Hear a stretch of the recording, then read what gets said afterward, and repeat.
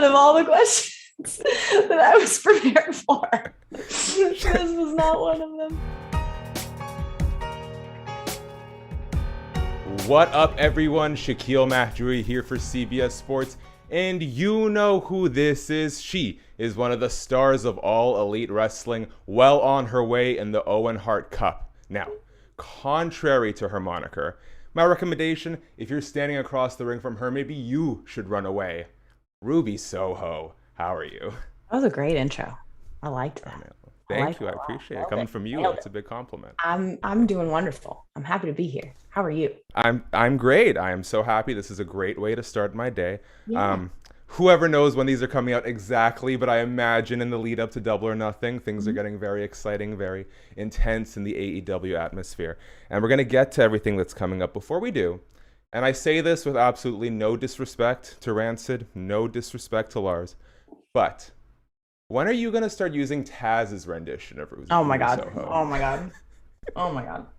I have thought on several occasions for when I come out for a match to just bring the lyrics like on a piece of paper and set it on the commentary desk, because his rendition is, a thing, but he never gets the words right. No.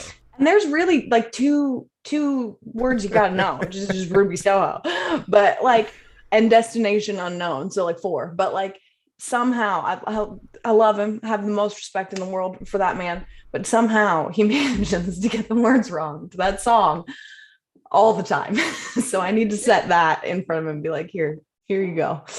You're welcome. Please do. I don't know what the restrictions are on Dyna, but yeah, next time on Dark, I feel like we might be able to get away with that. So although part of the charm is that he can't seem to get he doesn't get the words right, and it's an interesting remix for sure. Speaking of your colleagues' singing abilities, shout out to you. I know you got an episode of Carpool Karaoke coming up on Apple TV, on Apple Plus. MJF, magical pipes the man has. Personality, not so much. What was it like being trapped in a vehicle with him? Did the singing make up for the personality? So I will very rarely, I just want to preface this, very rarely do I compliment Max. Very rarely. Mm-hmm. I've known him for a really, really long time, and I do not like to compliment the man because, he already thinks very highly of himself. He does have a very nice singing voice. Most of the time when I hear his voice or he opens his mouth in general, it's like nails on a chalkboard. But when he's singing, he's not entirely intolerable. However, first of all, that group, it was a huge shock to me. Couldn't be 3 more different people. Yeah. But I think it made for a very entertaining experience. Considering we all 3 have very different music tastes, it made for a lot of surprising moments of like, oh wow, I didn't know you would know this song, kind of thing. So it was fun. I never want to be trapped in a car with Max again, but it was an incredible experience. I'm very, very fortunate enough to have been a part of it. And when the trailer came out, and I'm on the same trailer as like Matthew McConaughey and like Zooey Deschanel and Snoop Dogg, that's one of my like, what is my life moments that I had. I was like, this is happening. Like, this is a show I've watched before that I'm a fan of, and I'm on the trailer. That's wild to me, but I'm so lucky, so lucky. Well, I mean, you kind of just answered my next question there, but one of the what I love about these sort of lines of work is they're obviously the goals that you want to achieve. You want to be a world champ. You want to wrestle in front of the people. But it's all these little things that you never expect to sort of come your way. What was sort of your reaction when this was first pitched to you? I was so excited. I could not possibly type the words yes faster. When I was asked to be a part of it, I couldn't believe it. I couldn't believe that an opportunity like this kind of came my way. And, that is, huge thanks to AEW to be able to put us out there to, represent the company and everything.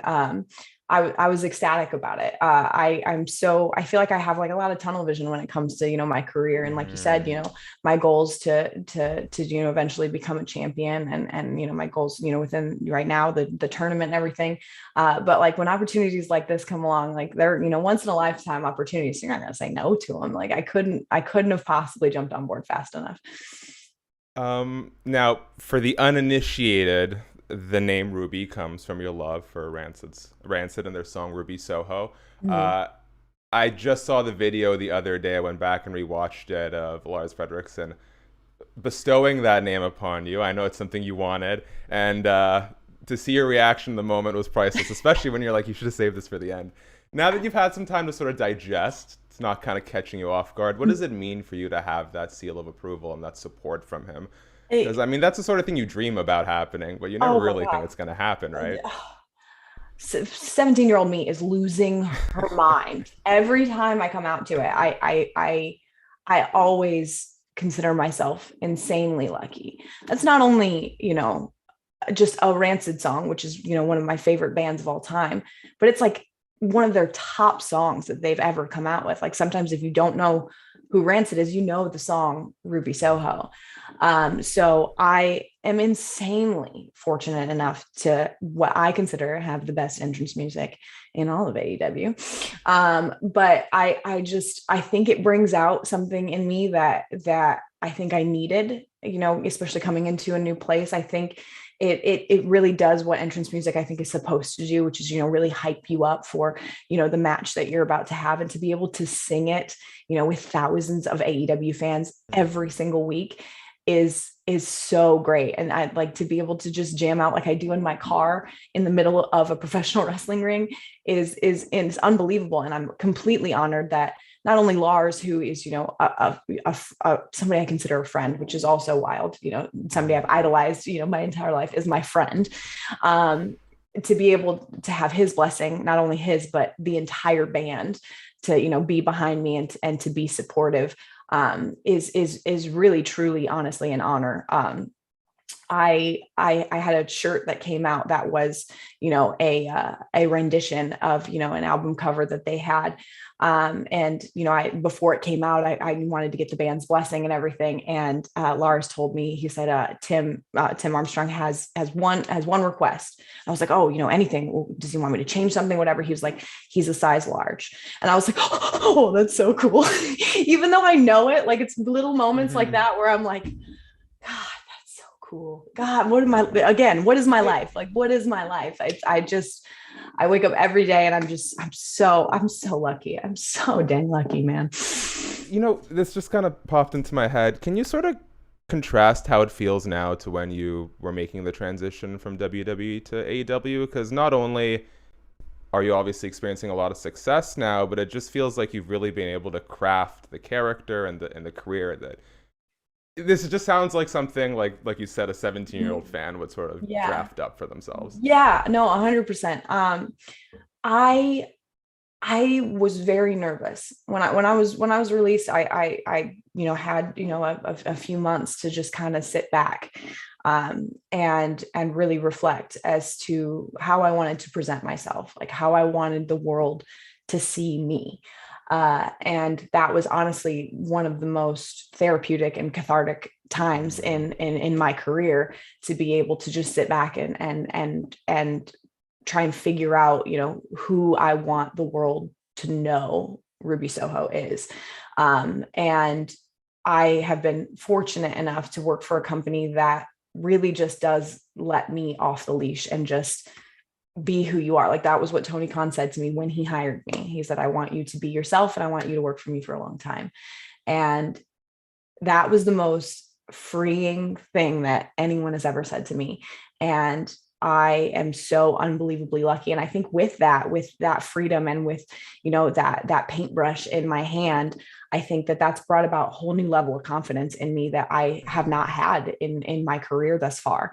And so I think that, taking everything that I've learned, in my past and in my journey to get to this point and being able to, apply it to who I want to present, has really, brought me to a whole new level of professional wrestler. Last stop on the Ruby Soho celebration train before you. I mean, we're still going to continue to have a good time, but The train's going to keep going until it goes yeah, off the the train's tracks, going to let's keep be going. honest. The Owen Hart Cup to me, it's interesting because I have very rarely seen so many wrestlers come out and publicly be like, this is something I need to be a part of. Mhm. Obviously, the industry as a whole has so much respect for Owen Hart. Shout out to my Mhm. fellow Canadian. Who knows what's going to happen from now till Double or Nothing, but I imagine you're a favorite for the finals. How does it feel to make it this far and to at least get the opportunity to be entrusted with Owen Hart's legacy in this way? I mean, I to say it's an honor is kind of an understatement for sure. Um, I was so excited when they announced that there would be a women's tournament as well as a men's. Mm-hmm. I am floored to be able to have made it this far. I think, Owen Hart and his name and his family are universally respected throughout the entire locker room. And I think because of that, it has brought about a whole new level of motivation within the roster to, put on matches that we would like to think that Owen would be proud of, and even having Martha, in Long Island a few weeks ago, Mm-hmm. really added an extra level of almost like positive pressure, I think, to see her watching live a tournament that, she allowed for us to take part in. We wanted to make her proud as well, because we know how much his family meant to Owen. So, we want to make her proud and do the legacy of an absolute legend justice. So I'm honestly honored to have made it thus far, and I will do whatever I can to make sure that my participation in this tournament is something that Owen and his family can be proud of. I love that sentiment. As we begin to wrap up here a little bit, one of the matches you had earlier in your career was for a promotion that has a fan base that is part of the wrestling community, a little adjacent. Shout out to the Juggalos and Juggalettes out Oh, there. What are your memories of performing for Juggalo Championship Wrestling? Because that is a very unique, I know sometimes divisive audience in the pro wrestling and hip hop spheres. out of all the questions that I was prepared for, this was not one of them. Shout out to I'm ICP. so glad that it was. Good, Oh, I'm my happy to hear Lanta. that. So yeah, I definitely I participated in the gathering of the Juggalos for a few years. Wow, It was that was the first definitely time I ever heard about a music festival growing up. oh, it And was I was like, definitely one of the most interesting experiences I've ever had in my life. I had never wrestled at 2:30 in the morning before. mm, And at one point, my tag team partner that I was tagging with at the time was asleep when our music hit. I had to hit him, and he's in the chair, just passed out. I'm like, dude, we gotta go. And he's like, what? I was like, our music's hitting. Like, we gotta go. So that was obviously an experience. I one of memory I have from it is I wrestled at 2:30 in the morning. I wrestled, my former tag team partner, Sarah Rowe, and she dove on me onto the outside, and we had wrestled right after the boogeyman. oh, So I was face down in a pile of live earthworms from when he was previously out there. Those are one of those moments where you're like, it's 2:30 in the morning. I am face down in a pile of earthworms. I might be in an interesting industry. You like rethink every decision you've made, up until that point. You're getting Fago thrown at you, like the whole 9 yards. uh-huh. You just rethink everything that you've done. But it was a very interesting experience. I had a lot of fun, but it was a wild one. It was unlike anything I've ever been a part of, for sure. That's so fun. Much like the earthworms, I'm glad we unearthed this story. Yes. Oh, nice. Thank Wow, you. thank you for the clip. We've got the social media clip now.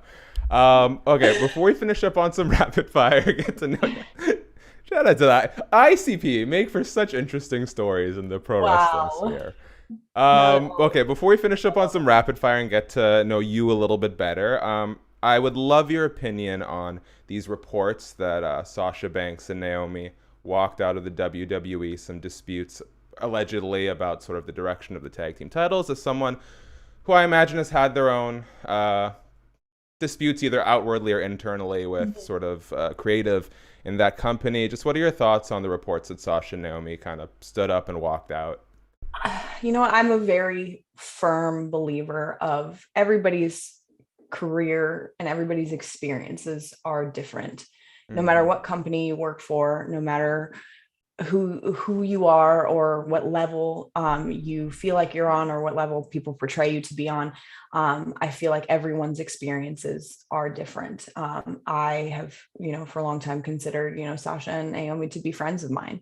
And if if that in their moment and in their heart of hearts is what they felt like they needed to do, then, I completely, I can only understand from an outside perspective, because you never know with that kind of stuff. You never know what they're experiencing, what their journey is like to that point, and why they felt like they needed to do what they needed to do. But at the end of the day, you can only just try and see them for who they are as people, and I adore them. So whatever they felt like they needed to do, I understand. Everybody handles things differently. Everybody has different experiences. So until you're in the shoes of that person, you can't always say what you would do. So it's definitely one of those things where I'm glad that they did what was best for them and what they felt was right at the time. And I'm always for people standing up for themselves, and regardless of the circumstances. So if that's what they felt like they needed to do, 100%. One, get yourself some supportive friends like Ruby Soho. Two, I adore my friends. I adore my friends. And that's honestly those girls in that locker room. I have lifelong friendships with, and I will continue to carry that with me in my heart for the rest of my life. So, and two, and I think this is a point that should seem pretty obvious on the surface, but I find sometimes the online communities isn't. Like you said, you don't know the specifics of what's going down in that room at the time, how people feel. You can only guess, and I feel like sometimes fans do a little too much presuming about situations. So let things play out, and hopefully everything turns out the best for all participants. Until you're in that position, you can't say what you would do. So I think that's definitely, and that's across the board with anything. Like you know what somebody else is going through. You never know what somebody else is experiencing, what somebody else is feeling. You never know. So to assume is dangerous. Agreed. Okay, Ruby, thank you for answering that question. Sorry to kill the mood. I know you're on such a high after those JCW questions. I get it. All right. Are we good to, I know, you gotta get the clicks once in a while, All right. I promised I'd get an AEW star out of here on time for once. Are you ready to finish up on some rapid fire? Hit me with it. Let's do it. On my own volition, by the way. Not that anyone said I need to. Okay, we'll start easy, nice and simple. Keep it in the wrestling realm. What is your dream venue or city to wrestle in? I've wrestled in so many of my dream venues, and I wrestled. Any left on the bucket list? Yeah, I've wrestled in Carrigan Hall. I wrestled in Madison Square Garden. I've hit so many of my bucket lists. It's kind of hard. I would love to wrestle for Carrigan Hall for AEW.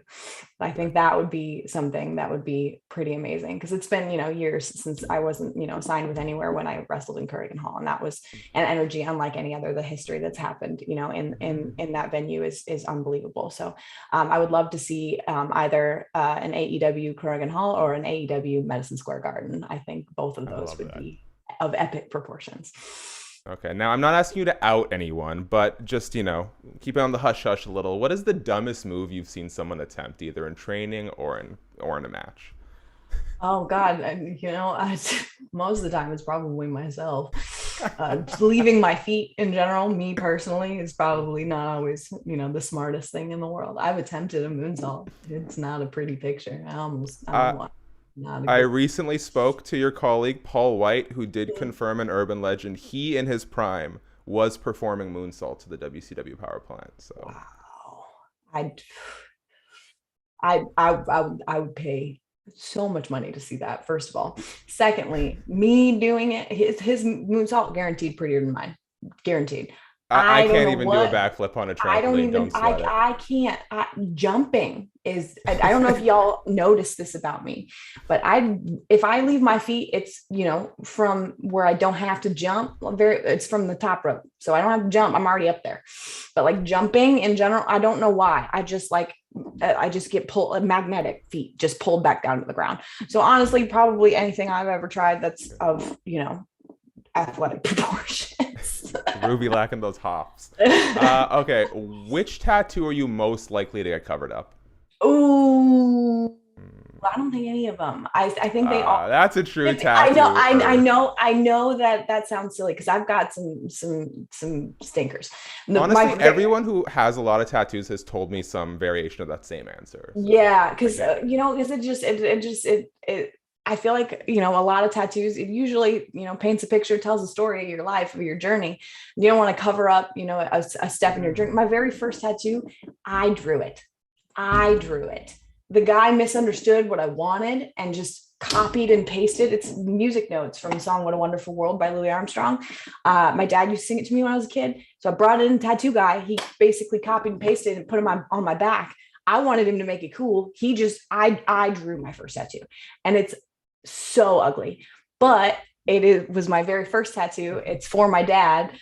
I don't know if I could ever get it covered up. It's so ugly. It's so bad. It's honestly, it's an Etch-a-Sketch version of a music note. It's I terrible. imagine that makes it all the better in a dad's eyes. Yeah. Okay, what is your obsession with sheets? Because a lot of people on Reddit were wondering.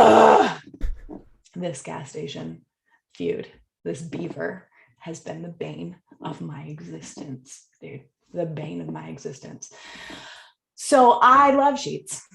Always love sheets, because when you're on the road, as much as I am, when you find a gas station that you can depend on, that will always have your favorite stuff, always have your favorite energy drinks, always have the soda that you drink. I can't believe I said soda. I always say pop. But always has the good stuff and has the best mac and cheese bites in the world, has good food. Like, you always gravitate towards that because can be a game changer on a road trip. So I've always loved sheets.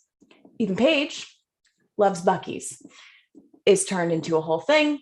We had a competition. We sold some shirts. That beaver version, I get called Brew Beaver when I'm wrestling. It's the worst. It's the worst. It's the absolute worst. His daughter thinks that's my name.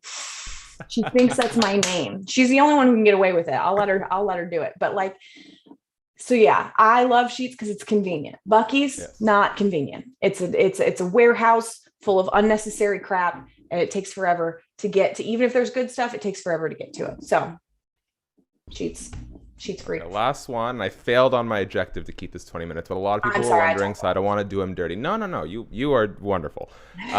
What got you into punk music? What's the first thing that really clicked for punk culture and punk culture? Honestly, it was, I think one of my first concerts I ever went to was a Less Than Jake concert. And I'd listened to some punk music, prior to this, and I loved, I loved the messages then. I loved that, but the camaraderie in a punk rock concert is it's almost synonymous to the camaraderie at a wrestling show. And that was something I gravitated towards. It felt like for just a few hours, we were all friends. We all knew each other, lifelong friends. We all knew each other because we were all there for the same reason, for the love of this band. We all knew the same songs. We all were a big family in that moment. And they're so accepting of anybody from any walk of life. Like, you see so many different kinds of people when you come to these shows, and they're all together and family. And so I just gravitated towards that ethos of just accepting everyone for exactly who they are and just bonding over something that they loved, because I had, pro wrestling. I think I felt that was the same reason I bonded towards that, is the freedom to be whoever the hell you wanted to be. And I love both of them so very much. And they're a huge part of who I am today. I love that sentiment. Ruby, you've been so amazing. I want to leave you with the last word, so I'll do my part very quickly. Guys, thank you so much for checking out the video. Thank you to CBS Sports, as always, for empowering the video on my channel. Full feature with Ruby Soho in the description. Please, if you're here, you know what you got to do. Thumbs up, subscribe, tap notification bell. Let us know. Let us know. What do you think about the Juggalos? That was definitely the highlight of this story. Or Sheets, or Bucky's, or me. Yes, yeah. I mean, I think we all have a pretty positive impression of Ruby Soho. But yeah, let us know, what high flying move should Ruby Soho attempt for the next AEW show. Ruby, if there's anything you want to let the people know. How quickly will her career end after it? No. Let's make it to the finals of the Owen Hart Cup at least. Yes. If there's anything you want to let people know, Ruby, please let them know. Yeah, just I'm not sure when this is going to come out, but just make sure to check out AEW Dynamite this week, AEW Rampage, and Double or Nothing, because this is going to be a game changer week. So many things I feel like are going to happen. So many things are in the balance. I feel like things are going to be shaken up 100%.